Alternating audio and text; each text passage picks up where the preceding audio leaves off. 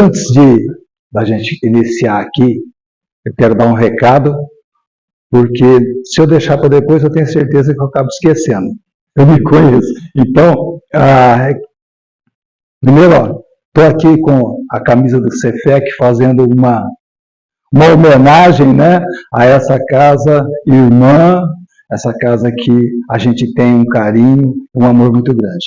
E falando do Cefec, a diretoria comunica que a reforma está concluída, que semana que vem, na terça-feira, né, a segunda o estudo, e a terça a reunião pública já será presencial. Ok? Então, dado o recado. A tribo Brecha já está falando da nossa casa, né? Eu estou aqui com o bloquinho, vendendo a campanha da massa, né? Se alguém se interessar, é R$30,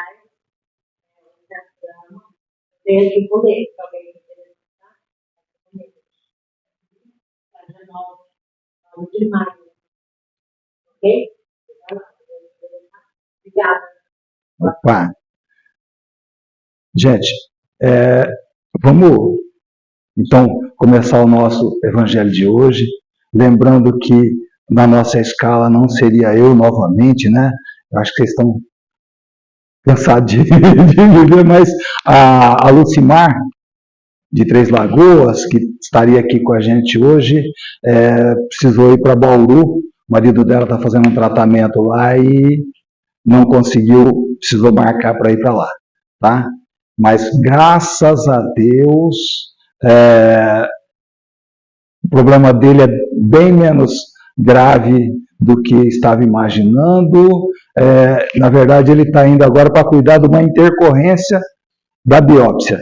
Ele teve um probleminha relacionado à biópsia, mas agora está tudo bem, está tratando, tá? Então, troquei com ela. Daqui uns dias vem a Lucimar de Três Lagoas para compartilhando aqui com a gente. E para hoje, eu queria propor para vocês, para a gente fazer uma reflexão juntos a respeito do arrependimento. Do arrependimento. Alguém aqui já se arrependeu de alguma coisa que fez?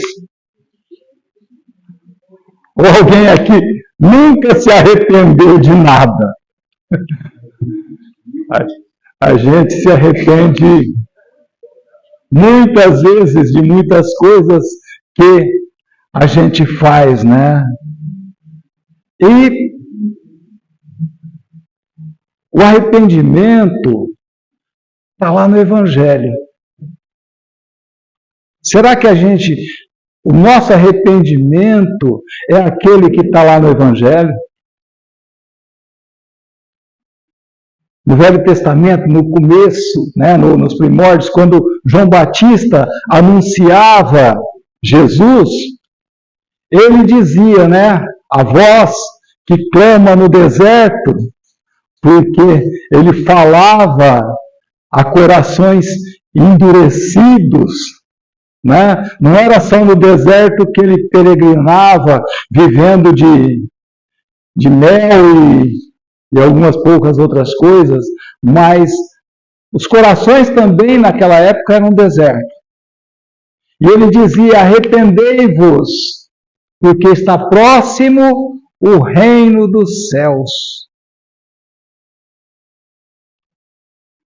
Mas depois, né, isso, João Batista anunciando Jesus, mas depois da vinda de Jesus, a gente vai encontrar em Eclesiastes, escrito por Lucas, né,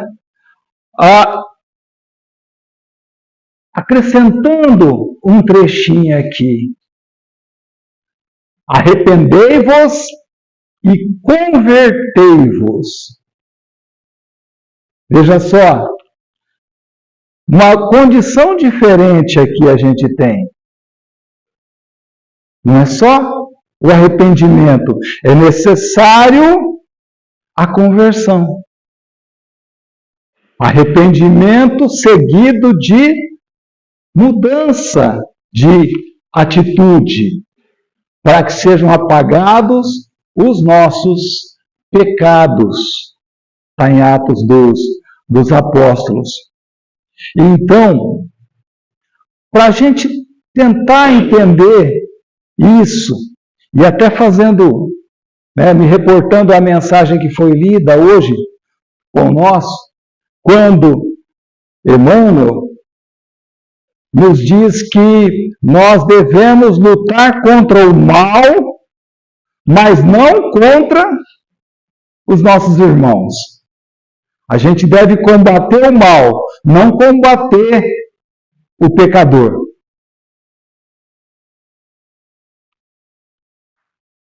E nisso, para a gente entender, é necessário que a gente faça, que a gente entenda o perdão, é necessário que a gente pense primeiro na justiça de Deus. Que a gente busque entender um pouquinho mais da justiça de Deus. Por quê? Nós aprendemos em determinado período da vida que bastava se arrepender para alcançar a salvação. Se a gente se arrependesse, a gente já estaria salvo. Mas, na verdade, com a doutrina espírita, a gente vai entender que é necessário mais que isso, E nós vimos ali no Evangelho. Mas, e a justiça? Porque se nós podemos nos arrepender, como fica a justiça de Deus? Não, me arrependi, então já estou justificado. Suponhamos, pensemos numa situação, pensando na justiça dos homens, para a gente tentar entender. No nosso senso de justiça, um de nós sai por aí dirigindo alcoolizado. Sem querer. Sem querer eu saí dirigindo alcoolizado. Aí eu acabo provocando um acidente e ferindo alguém. Sem querer. E acaba causando um grande mal para essa pessoa. Basta que a gente diga assim: olha, eu me arrependi de ter saído dirigindo alcoolizado. Eu me arrependi do que eu fiz. Basta isso?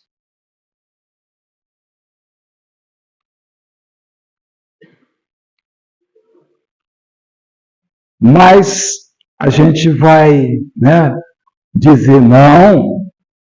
É necessário que essa pessoa sofra as consequências, que tenha uma punição justa, não é? Mas a lei de Deus é mais completa, muito mais perfeita do que essa lei dos homens, que pensa somente na punição. A gente, à primeira vista, a gente só pensa na punição. Mas a lei de Deus vai muito mais adiante. Muitas das coisas que para nós têm um peso muito grande perante Deus, diante de Deus, talvez não tenham tanto. Porque o nosso senso de justiça ainda é de certa forma, distorcido, né? Nós julgamos com sentimentos, com princípios ainda muito distorcidos. E é bom a gente, né? E a gente queria pensar a respeito dessa justiça. Porque o Cristo disse: se a vossa justiça não exceder a dos escribas e fariseus, de modo nenhum entrareis no reino dos céus. Por que isso? Porque os escribas e fariseus se baseavam no olho por olho, dente por dente. E é necessário que a gente enxergue a justiça além simplesmente da vingança. Porque a justiça de Deus é muito mais completa. A nossa justiça, ela, focando simplesmente no castigo, ela é muito falha quando a gente pensa em reparação e em recuperação daquele que comete a falta. Né? Os nossos instrumentos, os nossos mecanismos de justiça são muito falhos em recuperar aquele que comete um delito. É muito difícil alguém que venha a se internar nos nossos institutos penais ter chance de recuperação, ter chance de, né, voltar a uma vida normal.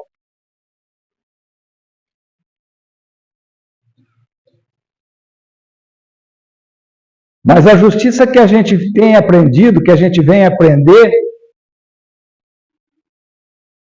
é aquela que confere a cada um segundo a sua consciência, segundo aquilo que lhe compete, justo, o que é justo para cada um de nós.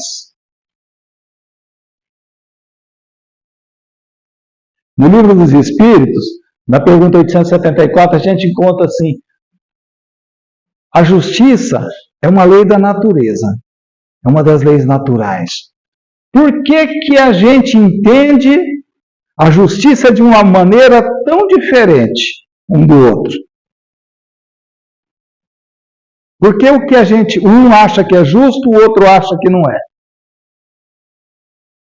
Porque a gente julga com as nossas paixões.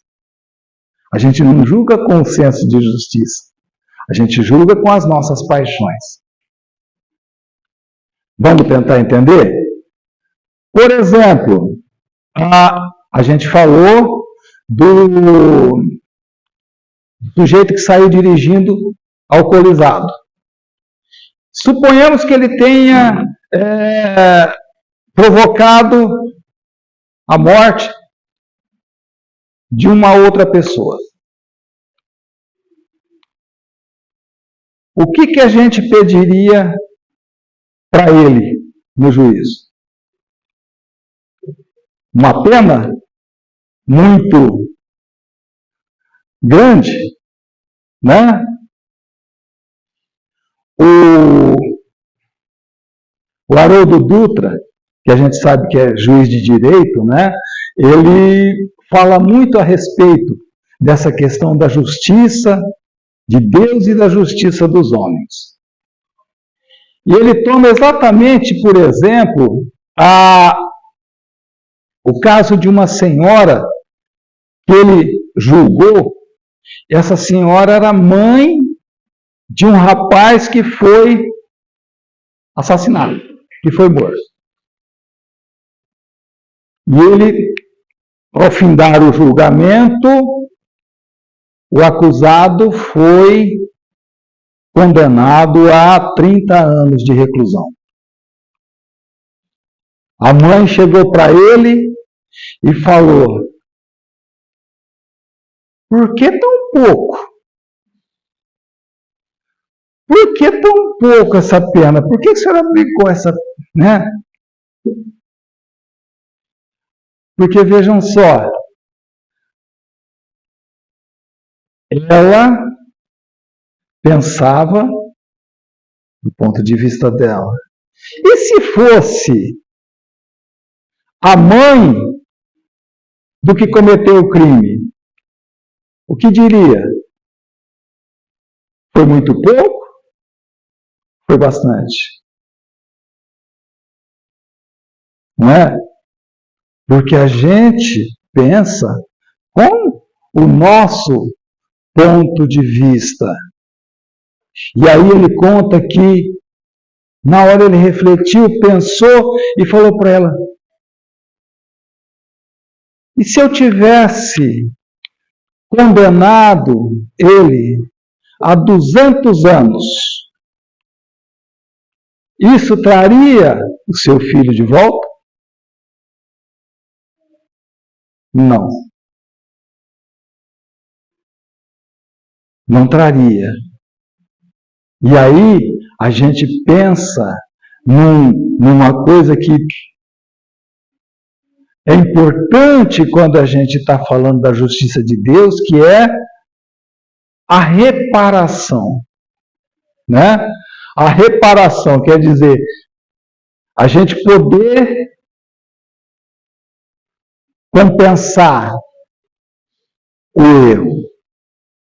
Quando a gente fala de, se é alguma coisa material, até que é fácil. Né? Bateu no carro, você paga para consertar. Mas quando é contra a pessoa, é muito difícil. Como que ocorre a reparação num caso desse de provocar uma morte? Nem 200 anos, nem 300, nem... Aliás, se condenassem à pena de morte, né, que é uma aberração do nosso senso de justiça, principalmente perante o conhecimento que a gente tem das vidas eternas, a gente talvez diria assim, mas foi pouco, né? Fez o que fez e vai sair assim, de boa.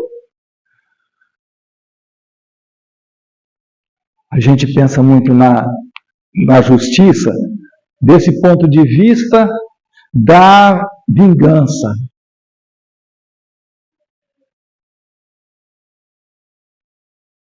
Mas a justiça de Deus se processa de uma forma diferente. Primeiro, ela se inicia dentro de cada um de nós, pelo arrependimento. E olha só como que é. Nós ainda estamos muito presos a esse sentido aqui, ó. Arrepender quer dizer sentir pesar, sentir uma punição ou um castigo. A gente pensa ainda no arrependimento só aqui. Mas se a gente buscar lá no grego, né, na tradução grega do Evangelho, a gente vai encontrar a metanoia, que é a mudança de pensamento. Arrepender não é só ser castigado, é mudar de pensamento, mudar de atitude. E em hebraico, a palavra tem a tradução de retorno e volta para Deus. Olha só, a justiça de Deus começa pelo arrependimento. Não no sentido que a gente tem compreendido até aqui, mas no sentido de mudar realmente de atitude, de pensamento e voltar para Deus.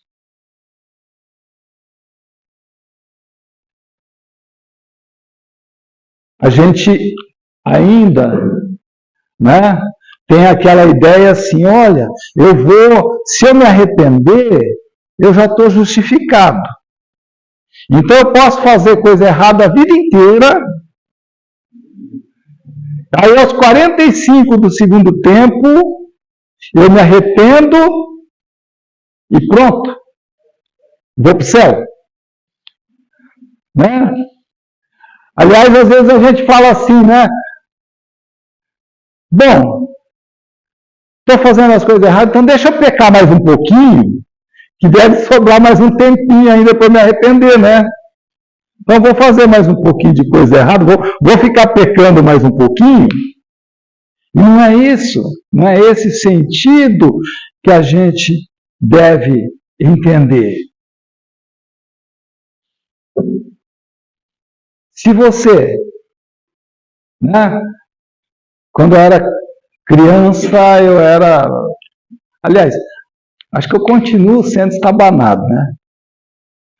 Quem aqui já quebrou algum copo, algum objeto de estimação da mãe? E aí, como que é? Primeiro, umas palmadas? Não é esse o caso, né? Mas, primeiro, umas palmadas, a gente ainda tinha aquela ideia, né, do castigo. Mas, vejam só, se a nossa mãe mandava, falava, tá bom, quebrou, agora você tem que limpar, varrer os cacos que você esparramou aí. O que a gente falava, né? Nossa, como que minha mãe é ruim, né? Como que ela é brava, eu tendo que ficar limpando isso aqui, catando esses cacos, né? E se a gente tivesse jeito, na verdade ela deveria falar, bom, agora você tem que me dar outro copo, né? Só fazendo um pequeno paralelo, né? No nosso senso de justiça. Se a gente comete algum delito, é necessário que a gente sofra as consequências. O que é a consequência? Ter que catar os cacos. Né? Ter que fazer o esforço ali para... Isso é consequência. A mãe da gente estava castigando, sendo ruim, se fizesse a gente catar os cacos? Não. É a consequência. E depois, se estivesse ao nosso alcance dar um outro copo para ela, né? Suponhamos que seja um objeto de estimação que ela tinha, que ela gostava muito, a reparação do nosso erro, né? Fazendo um paralelo bem simplório, porque na verdade a gente tem que pensar isso.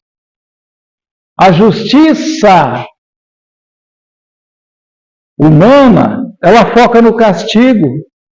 A justiça de Deus na reparação, na educação, na restauração. Porque justiça sem reparação, só no castigo, é vingança, não é justiça.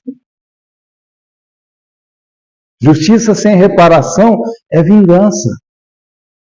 E Deus não se vinga.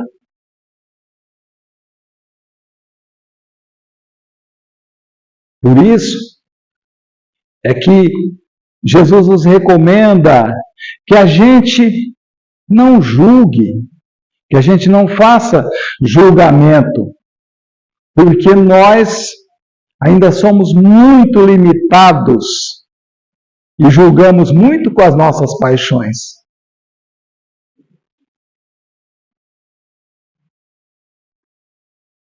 A vida é amor e lei, e a lei é a justiça. E entre ambas, Deus coloca a misericórdia. O amor sabe que sem justiça a estrada mergulharia no caos. O amor sem justiça nos traria o caos. E a justiça sem amor nos traz o ódio.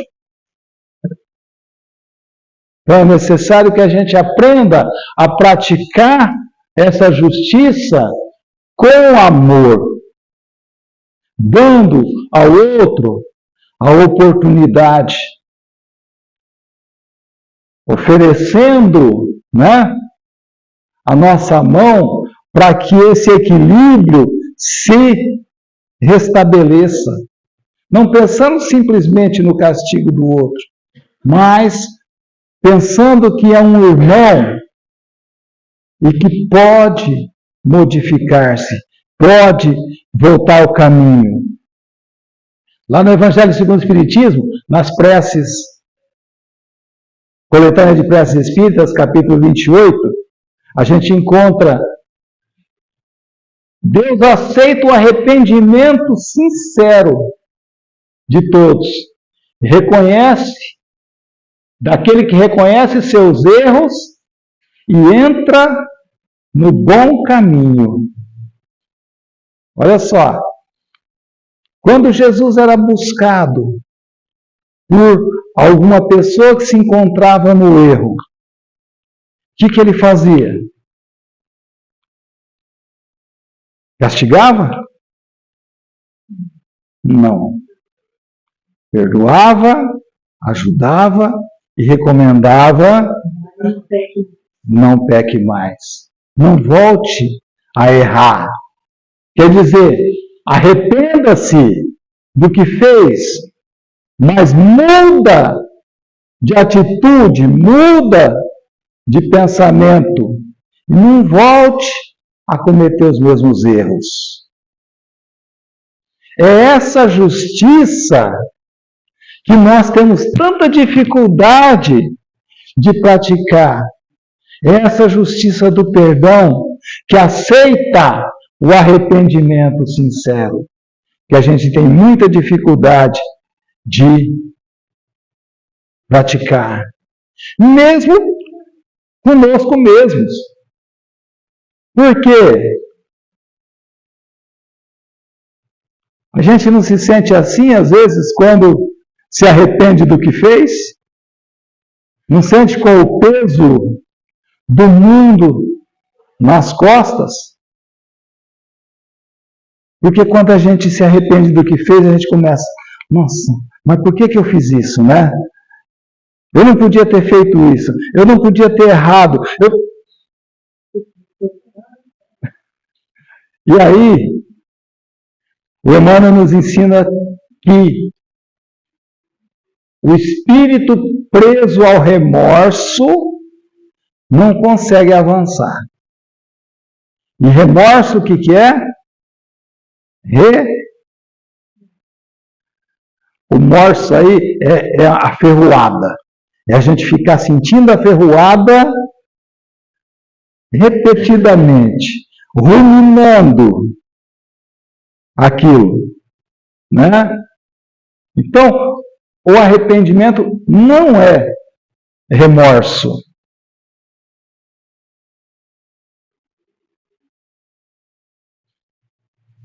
Não é ficar preso ao remorso.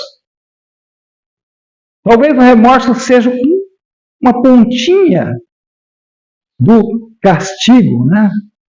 E entendamos, castigo é uma daquelas palavras, aquelas questões de semântica dentro da doutrina espírita, né? É necessário que a gente saiba entender, no sentido espírita, né? O castigo dentro do Espiritismo, não é Deus se vingando de nós. É a consequência dos nossos atos. Assim como a gente falou outro dia aqui a respeito de milagre, é necessário que a gente entenda que o milagre não é Deus derrogando as suas leis perfeitas a favor de um e de outro. Mas o merecimento que muitos de nós podemos ter em determinado momento de mobilizar energias espirituais, energias que a gente ainda desconhece e que podem promover a nossa cura, tanto física quanto espiritual. Mas vejam só, o arrependimento é importante que a gente entenda que não é remorso, não é ficar remoendo. O arrependimento é, como dissemos, mudança de atitude. Um exemplo muito importante disso é o nosso patrono aqui, Paulo de Tarso. Porque no momento que ele encontra Jesus na entrada de Damasco, que ele sente, né, a cegueira nos olhos perante a luz do Cristo. E é muito simbólico essa cegueira, né? É aquele momento que a gente se retrai, se sente com remorso, arrependido do que fez, inconformado com o que fez. Mas o que Paulo faz? Fica lastimando ter perseguido os cristãos? Fica se lamentando ter ordenado apedrejamento de Estevão? Não. Ele se levanta e diz: Senhor, o que queres que eu faça? E dali para diante, em vez de ficar olhando para trás e sentindo remorso das suas faltas, ele transforma esse arrependimento em trabalho, em busca, e se torna, né, um apóstolo, discípulo de Jesus, que talvez mais tenha nos trazido a mensagem do Cristo na sua plenitude. Dali para frente, ele não ficou no remorso. Ele colocou toda a sua força, toda a sua energia no trabalho do Evangelho.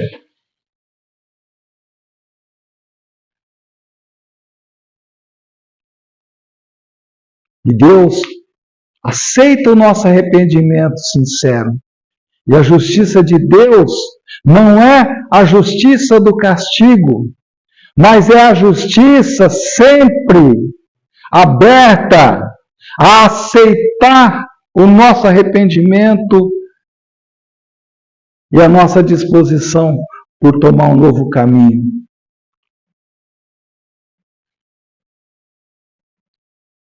Se nós cometemos atos errados, nós vamos sofrer as consequências.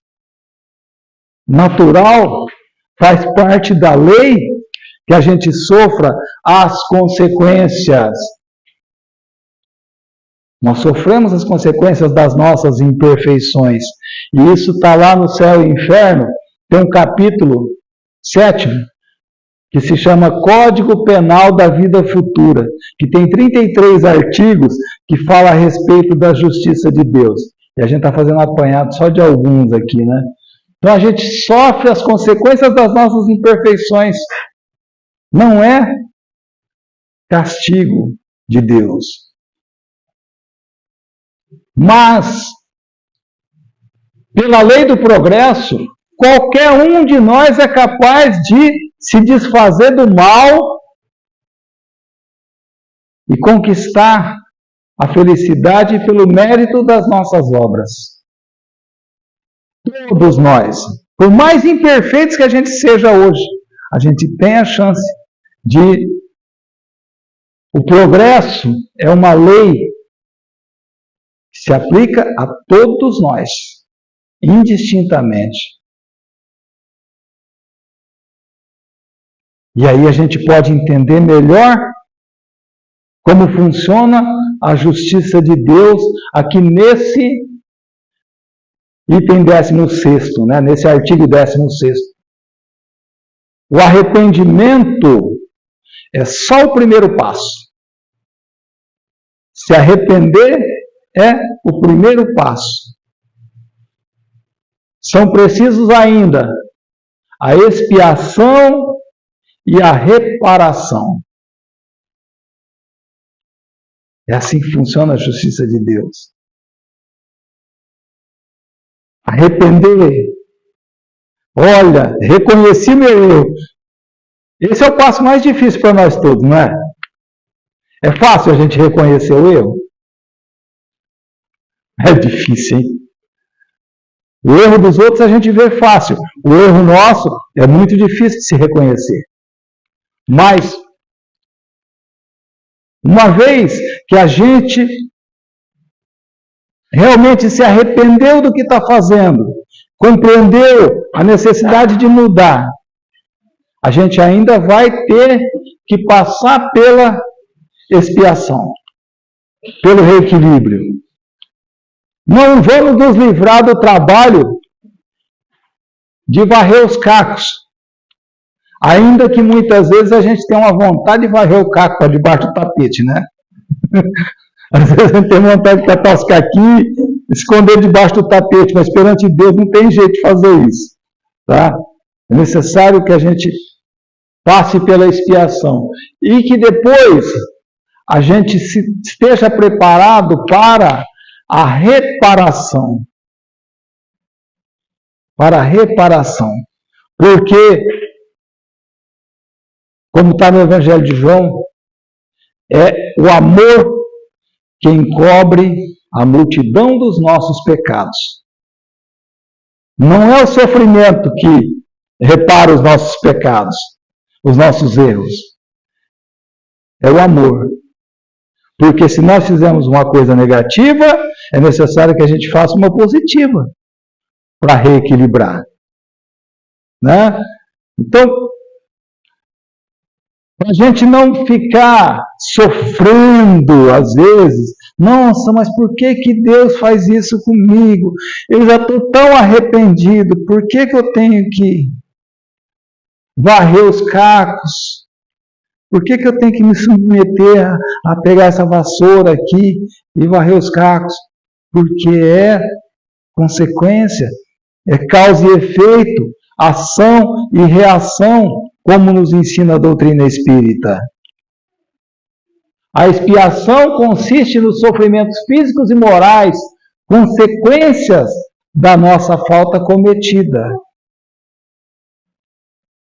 A reparação é fazer o bem àquele que a gente fez o mal.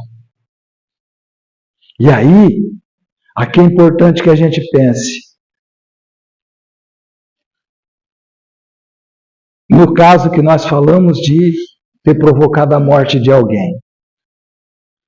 Como, na justiça dos homens, a gente pode fazer essa reparação? Só pela justiça de Deus, através das reencarnações, através das vidas sucessivas, é que a gente pode pensar em fazer essa reparação. E fazer o bem àquele que a gente, em determinado momento, fez o mal.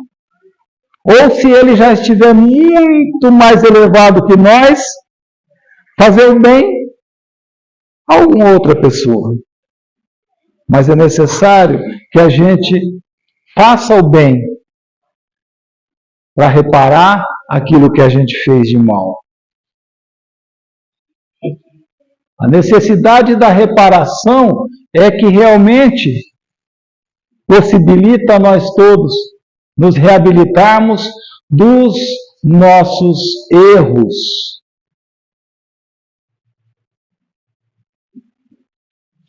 E para finalizar, a justiça de Deus nos proporciona penas temporárias. Se a gente sofre hoje, é por um tempo determinado. O que pode nos tirar do sofrimento? O arrependimento e a reparação. E o que é mais importante? Ao mesmo tempo, o que a gente entende, muitas vezes por castigo, é o nosso remédio. Se a gente pensar pelo ponto de vista da justiça de Deus, o que a gente lastima muitas vezes como sendo um castigo é o nosso remédio. Que pode, né?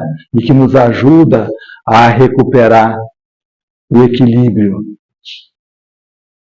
Só um exemplo que a gente conversou outro dia, né? A respeito desse tema. O sujeito vai lá e enche a cara de álcool, né? Aí, no outro dia, qual que é a consequência? Dor de cabeça, né? Parece que é aquela ressaca. E aí, nossa, né? Por que Deus me faz isso? Né? Aí, nesse estado de embriaguez, ele comete algumas agressões, alguns delitos, vejam só. Adianta a gente falar assim, nossa, amanhã cedo eu falo assim, estou arrependido, me arrependi tanto de ter bebido ontem, né? Na hora da dor de cabeça, a gente até fala que está arrependido. Aí chega de tarde, vai para o boteco outra vez, né? Então, quantas vezes a gente não é assim? Em quantas circunstâncias nós não somos assim? Né?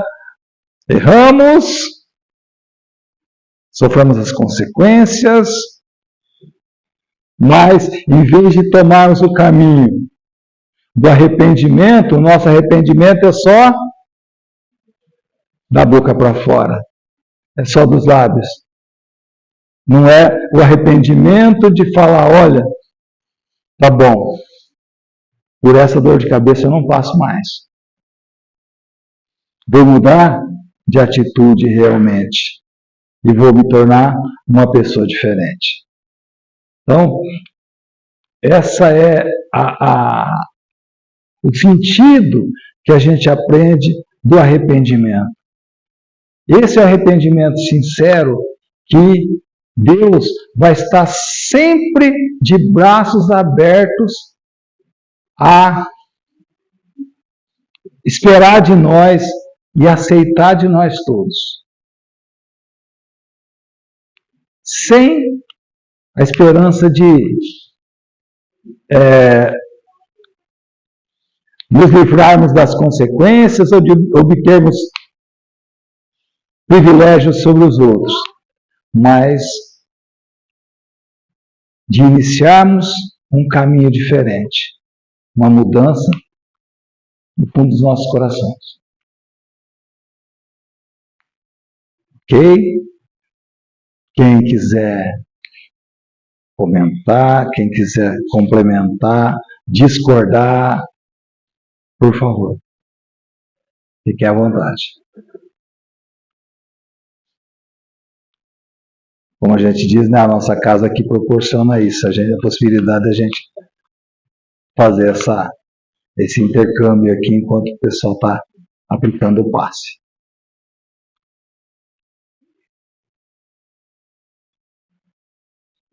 Peço desculpas se isso.